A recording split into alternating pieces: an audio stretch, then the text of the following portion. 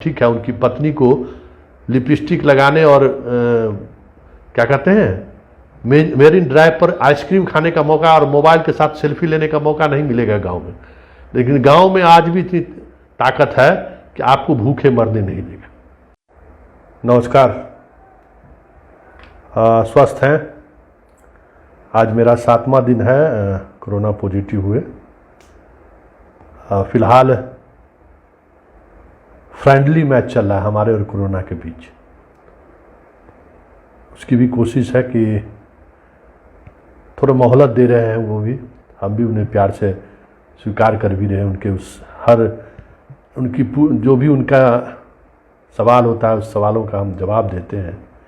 लेकिन फिलहाल friendly match चल रहा है, सब कुछ ठीक ठाक है। लेकिन डॉक्टर का जो कहना था कि 5वें और 6ठे और 7वें दिन सावधान रहना है।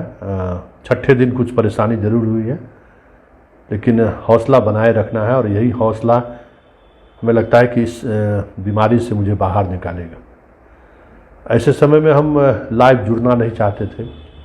बाहर की दुनिया में क्या हो रहा है ये मुझे पता नहीं है, लेकिन जो फ़ोन कॉल्स आ रहे हैं उससे लग रहा है कि कुछ न कुछ स्थिति हमारे आपके नियंत्रण से या सरकार के नियंत्रण से बाहर होती जा रही है।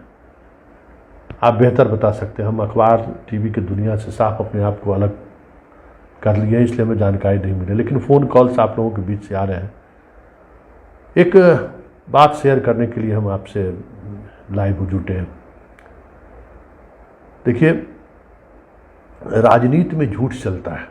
आप जितना बड़ा झूठा होइए, आप मुखिया बन जाइए, प्रधानमंत्री तक लोग बने हैं, लेकिन एक बात हमेशा ये हुआ कि आप कितना बड़ा झूठा है वो मायने नहीं रखता। लेकिन आप परिवार में झूठ बोलेंगे, जिस इंस्टीट्यूशन में आप काम करते हैं वहाँ झूठ बोलेंगे, आप जिस इंस्टीट्यूशन के हेड हैं अगर वहाँ झूठ बोलेंगे तो फिर आपकी विश्वसनीयता खत्म हो जाती है।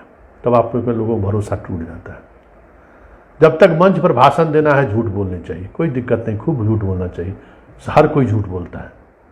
लेकिन जैसे ही आप जिम्मेवारी के पद पे आए तो थोड़ा परहेज करना चाहिए। तो हमें लगता है कि देश के सामने सबसे बड़ा संकट यही है कि अभी देश के सामने एक भी विश्वसनीय चेहरा नहीं है जिस पर भरोसा किया जा सके कि वो आदमी बोल रहा है तो इस पर हम भरोसा कर सकते हैं। कुछ डॉक्टर्स हैं जिनके बातों पर लोगों को भरोसा है, लेकिन एक बात जो बार बार इस दौर में भी हमें सता रहा है कि हम इस वक्त भी सवाल करने से डर रहे हैं। सवाल करने के लिए आपको मंच और माइक की जरूरत नहीं, आप सोशल मीडिया पर आप एक्टिव हैं। याद करिए पिछले वर्ष कहाँ गई वो ट्रेनें जिसको काट कर अस्पताल बनाया गया था। बीटा ESI अस्पताल, मेदांता अस्पताल 1200 बेड बनकर तैयार है। उसको चालू करने में क्या परेशानी है? DRDA वाले कहाँ गए? याद करिए, प्रधानमंत्री से लेकर राजनाथ सिंह से लेकर अमित शाह तक पिक्चर सेशन चला था। 1000 बेड का दिल्ली में मैदान में जो है सो अस्पताल बना दिया गया। अपना मुजफ्फरपुर में भी अस्पताल बना था। तो ये सवाल जब तक आप नहीं करेंगे कि भाई वो कहाँ है, वो अस्पताल आप क्यों नहीं बनाए, वो जो रेलवे को आप काट करके बॉगी काट करके जो आप अस्पताल बनाए थे, पटना जंक्शन पर लगाए थे, मुजफ्फरपुर कई जगह पर आप स्टेशन लगाए थे, अभी भी भयावह स्थिति नहीं है। देखिए, ये ईश्वर की कृपा कहिए या हमारे पूर्वजों का संस्कार रहा है कि हम सारे के सारे भारतीय डॉक्टर हैं। ये परंपराएं चली आ रही है कि हम लोगों से पूछकर अपना इलाज करते हैं। आज भी दवा दुकान पे पहुंच के इलाज कर लेते हैं। ये नहीं है कि कोई डॉक्टर के पास पहुंच के ही इलाज करता है। बहुत सारे लोग जो होम क्वारंटाइन हैं, हम खुद किसी डॉक्टर से सीधे किसी एक डॉक्टर के इलाज से हम नहीं जुड़े हुए हैं कि कोई एक डॉक्टर से हम उनका इलाज कर रहे हैं। इसी तरीके से लोगों का जो सलाह है कि आप बांग्लादेश के डॉक्टर ने एक इस तरह का दवा का इस्तेमाल किया, उससे हम बेहतर हो सकता है, तो वो उस दवा का हम इस्तेमाल कर रहे हैं। अब ये दवा जो है सो बांग्लादेश के डॉक्टर ने इस्तेमाल किया। इस तरह से चीज़ें हैं। कोई किसी ने कोई सलाह दे दिया कि काढ़ा पी लीजिए, किसी ने कुछ कर दिया, तो हम लोग अपने इलाज से भी हम बच के बाहर निकल सकते हैं और बच रहे हैं। सरकार पर अत्यधिक न बोझ डाले न भरोसा करें। भरोसा तो ना ही करें, जब बहुत विपरीत परिस्थिति हो तभी सोचिए कि हम अस्पताल जाएंगे। ये सिचुएशन है। जो फ़ोन कॉल्स आ रहे हैं बेड को लेकर, दवा को लेकर, इससे हम महसूस कर रहे हैं हो सकता है कि बाहर में स्थिति और भी बुरी हो, जो हमें जानकारी नहीं दी जा रही है। खुद बीमार हैं तो इसलिए लोगों को लगता है कि फ़ोन कॉल्स में भी जो कॉल करते हैं वो बहुत ही मर्यादित तरीके से पहले मेरा हाल जानना चाहते हैं, तब वो अपने संकट के बारे में कुछ बात करते हैं। ये सिचुएशन है। और अभी खबर आई है कि एम्स में 350 के करीब स्टाफ कोरोना पॉजिटिव हो गया है।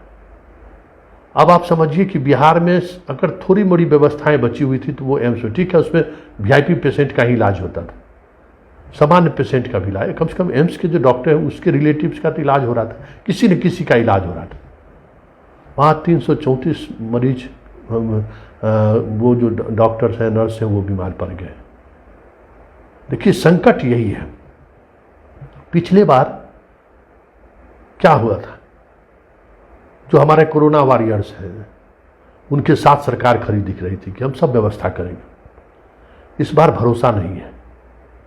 मैं व्यक्तिगत रूप से जानता हूं कि बिहार के 10 बड़े डॉक्टर्स जिनकी मौत हुई है इलाज के अभाव में, जिनको एक फ़ोन कॉल्स करने के पर वो खुद दूसरे पेशेंट को बेड मुहैया कराते थे, ऑक्सीजन मुहैया कराते थे, और जब वो बीमार पड़े तो मंत्री से लेकर विभाग के प्रधान सचिव से लेकर डायरेक्टर से लेकर उस जिले के डीएम तक फ़ोन उठाना बंद कर दिया।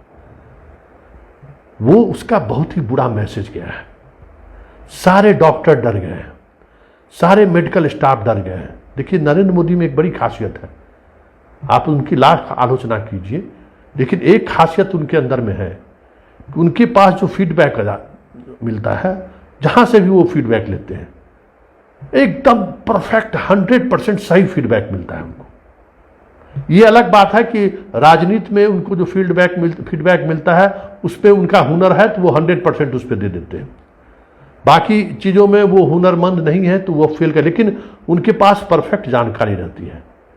कल संवाद के दौरान जो उन बातों को उन्होंने कहा, अब कोरोना वॉरियर्स के बारे में जो चर्चा की है, उनको सही फीडबैक है कि सारे डॉक्टर, पैथोलॉजी वाले, कलेक्शन करने वाले सारे लोग डरे हुए हैं क्या होगा। जिनको घोषणा उन्होंने किया कि कोरोना के काल के दौरान इलाज करने के दौरान जिनकी मौत होगी हम सरकार सहायता करेगी, 80% लोगों को सहायता नहीं मिली है। संकट यही है। तो हमें लगता है कि कोरोना वॉरियर्स को कैसे ज़्यादा से ज़्यादा सुविधा उन्हें मिले, उनके परिवार को बेहतर ट्रीटमेंट मिले, उनको ट्रीटमेंट मिले, उसके लिए राज्य सरकार कोई अलग व्यवस्था करे। याद करिए पाटलिपुत्रा स्टेडियम में अस्पताल बन गया था रातों रात, वो स्वयंसेवी संगठन कहाँ चला गया। याद करिए डीआरडीओ का मुजफ्फरपुर में अस्पताल बन गया था, कहाँ चला गया वो 250 वेंटिलेटर। हाईकोर्ट में भी जनहित याचिका दायर हुआ है। मेदांता में क्यों नहीं दबाव बना रही है सरकार कि भाई आप डॉक्टर को भेजिए। सेना सरहद पर लड़ने के लिए ही है क्या? अब इससे विकट परिस्थिति क्या होगी देश के सामने? सेना के डॉक्टर को क्यों नहीं फील्ड में उतारा जाएगा? सारा सिस्टम इस तरीके से एक्ट कर रहा है जैसे लग रहा है कि कोई मतलब ही नहीं है। हम आलोचना नहीं करने के लिए बैठे हैं, हम सिर्फ आपसे यही आग्रह और आरजू और विनती करने आए हैं कि प्लीज सवाल करिए। ये सारा संकट सवाल नहीं करने के कारण हुआ है, और जो लोग सवाल करते थे उनसे आप लोग सवाल करते थे कि सरकार कुछ अच्छे काम भी कर रहे हैं, उसकी भी चर्चा पत्रकार करें। मित्रों, जिस दौर से अभी हम गुजर रहे हैं, मेरा जो मानसिक स्थिति है, परिवार से अलग रहना, 8 दिन 7 दिन से परिवार के से अलग है, ऐसे संवाद हो रहा है जैसे लग रहा है कि हमारे उसके बीच में कोई रिश्ता ही नहीं है। आप समझ सकते हैं कि किस दौर से हम गुजर रहे होंगे, और उस दौर में भी हम पूरे दिल से हम ये कहते हैं और आपसे हम आग्रह करते हैं कि ये सवाल नहीं करने का नतीजा है। अभी भी सवाल करिए और याद करिए, आप ही हमें नसीहत देते थे ना, आप ही लोग नसीहत देते थे कि सरकार अच्छे काम भी करते हैं। उसकी भी प्रशंसा कीजिए। और सवाल करने वाले को अब सवाल कटघरे में खड़े कर देते। किसका नुकसान हो रहा है जरा देखिए तो। आज मीडिया एक साथ अगर खड़ी रहती, मीडिया सरकार से सवाल करता है, तो देखिए क्या स्थिति होती इनकी। याद करिए निर्भया कांड, याद करिए अन्ना आंदोलन, याद करिए 26/11। देश के गृह मंत्री 10 घंटे के अंदर में अलग अलग कोट पहनकर मीडिया के सामने खड़े हुए थे, और मीडिया ने जब ये सवाल किया तो उतने बड़े मजबूत गृह मंत्री को इस्तीफा देना पड़ा था। वो जो ताकत है, किसकी ताकत थी? जनता की ताकत थी, आपकी ताकत थी। हम सिर्फ माध्यम थे। हमें भरोसा था कि हम सवाल कर रहे हैं इन नेताओं से, हमसे कोई सवाल नहीं करेगा कि ये क्यों सवाल कर रहे हैं। तो पिछले 7 वर्षों से सवाल करने वालों से आपने सवाल किया है। आज ये समस्या उसी की वजह है। आज सवाल करने की छूट मिल जाए मुझे 24 घंटे के अंदर में, जो अपने आप को सबसे मजबूत प्रधानमंत्री या गृह मंत्री मानते हैं ना, बिना मास्क पहन के जो घूम रहे हैं, पद से इस्तीफा देना पड़ जाएगा।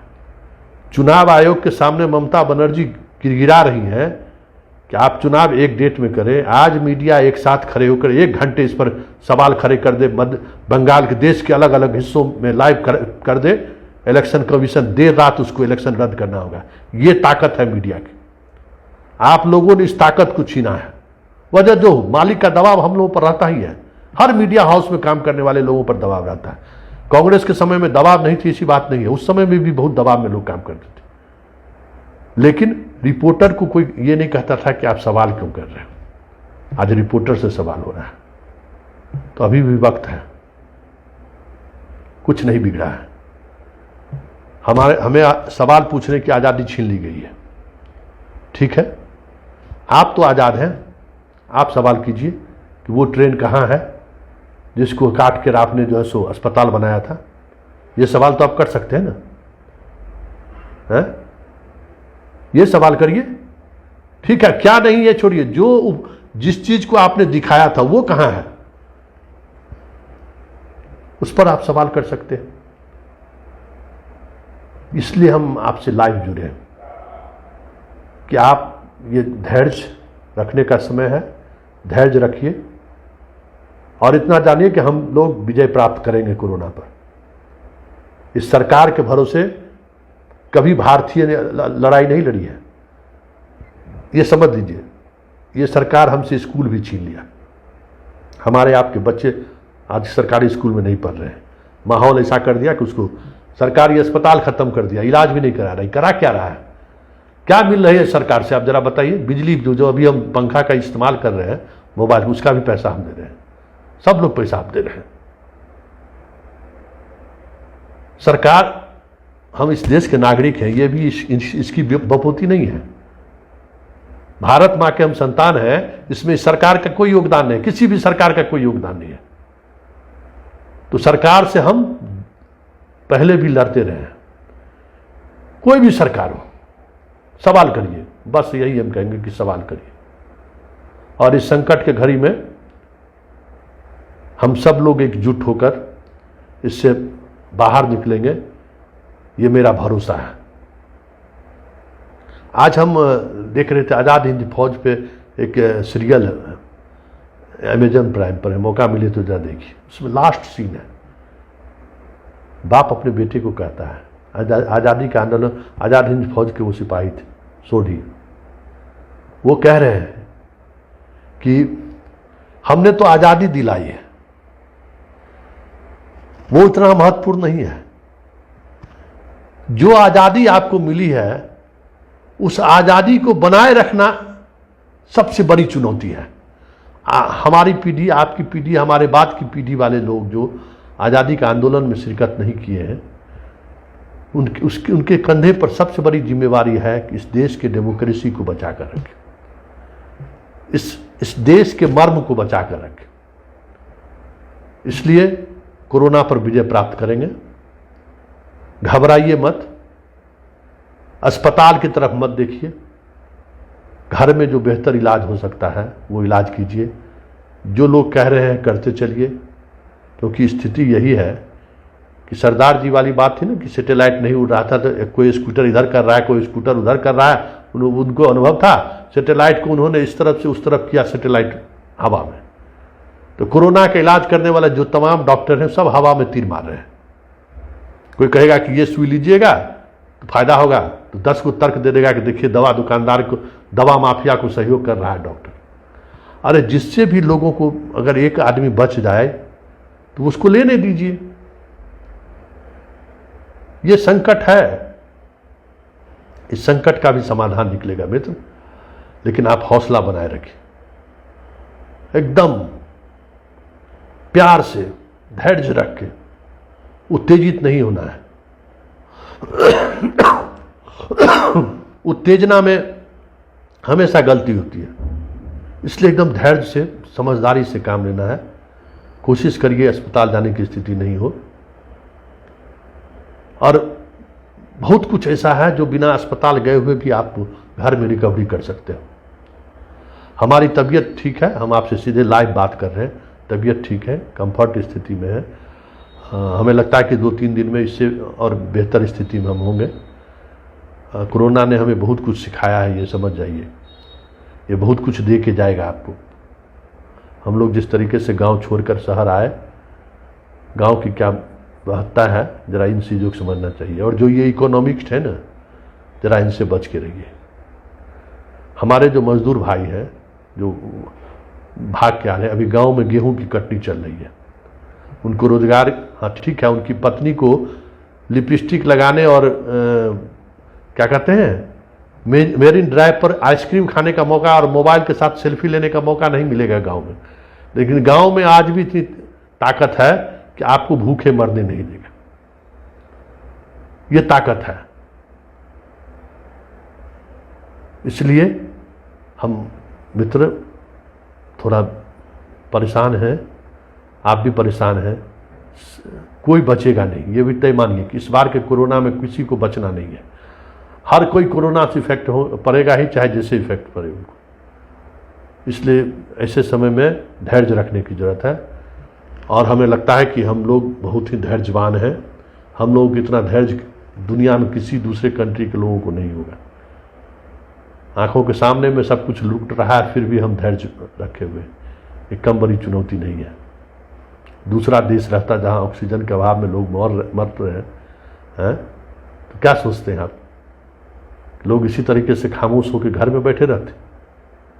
लेकिन हमारी खामोशी जो है सो हमारी कमजोरी नहीं है।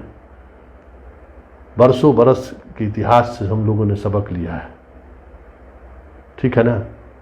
वक्त आएगा जवाब दिया जाएगा। ऐसा नहीं है कि पृथ्वी पर से जो है सो रन बाकुरे सब ऊपर चलेंगे, जवाब मिलेगा और ताल ठोक के जवाब मिलेगा।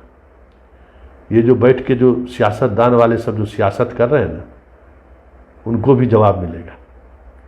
अभी चुनाव नहीं है, पिछले बार चुनाव था तो देख रहे थे क्या क्या व्यवस्थाएं दिख रही थी, हैं? क्या क्या व्यवस्थाएं नहीं की गई थी। इस बार व्यवस्था नहीं हो रहा, क्या हो गया? सब लोग, सारा सिस्टम समाप्त हो गया। कुछ ऐसा नहीं हुआ है। हम आप सब सवाल, बस फिर चलते चलते यही कहेंगे कि हम आप सब लोग सवाल करना छोड़ दिए। सवाल घर में भी करना छोड़ दीजिएगा। पत्नी की नज़र में आप निरंकुश हो जाएंगे। पत्नी अगर सवाल करना छोड़ दे तो हम आपने, हालांकि आज उनको फेसबुक में उनको ब्लॉक कर दिए रंजू सिंह राजपूत को, क्योंकि मेरा बहुत फेसबुक पर जो है आके हमको फटकार लगाती है, इसलिए आज हम ब्लॉक कर दिए हैं। क्या है ये? सवाल करती है वो। तो घर में भी सवाल होना चाहिए, बच्चों से सवाल होना चाहिए, पत्नी का सवाल होना चाहिए। और ये प्रवृत्ति सरकार के प्रति भी रहना चाहिए कि हमने सवाल करेंगे। सवाल नहीं करने का ये नतीजा है मित्र। चलिए, बहुत बहुत धन्यवाद। हमने आपका कीमती वक्त लिया और जितने भी साथी जुड़े उनको बहुत बहुत धन्यवाद। धैर्य रखिए, जल्द आएंगे मैदान में। टाइगर जिंदा है। सवाल तो करेंगे टाल ठोक के, चैन से तो सोने नहीं देंगे। जिस तरीके से इन लोगों ने कोल्ड ब्लडेड मर्डर किया है ना हमारे भाइयों को, चैन से सोने नहीं देंगे, इतना तय रखिए। आपकी ताकत मजबूती देती है हम लोगों जैसे पत्रकारों को।